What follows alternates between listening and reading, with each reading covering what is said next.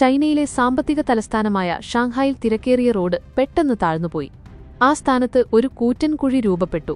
റോഡിലെ വലിയൊരു ഭാഗം സെക്കൻഡുകൾക്കുള്ളിൽ ഭൂമിക്കടിയിലേക്ക് ഇടിഞ്ഞുതാഴ്ന്ന വാർത്ത ലോകമാകെ വലിയ ചർച്ചയായിരിക്കുകയാണ്. ഫെബ്രുവരി 11-ന് ഷാങ്ഹായിലെ മിൻഹാങ് ജില്ലയിലായിരുന്നു നടക്കുന്ന ഈ സംഭവം.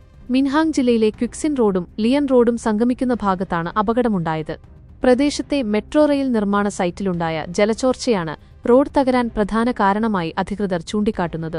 നിർമ്മാണ സ്ഥലത്ത് വെള്ളം ഇരച്ചുകയറിയതോടെ റോഡിനടിയിലെ മണ്ണ് ഒലിച്ചുപോവുകയും ഉപരിതലം തകരുകയുമായിരുന്നു.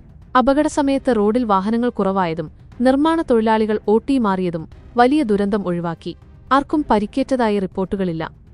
റോഡിൽ വിള്ളലുകൾ പ്രത്യക്ഷപ്പെടുന്നതും നിമിഷങ്ങൾക്കകം ടാർ റോഡ് പാളികൾ പോലെ തകർന്ന് ആഴത്തിലുള്ള കുഴിയിലേക്ക് പതിക്കുന്നതും വീഡിയോയിൽ കാണാം.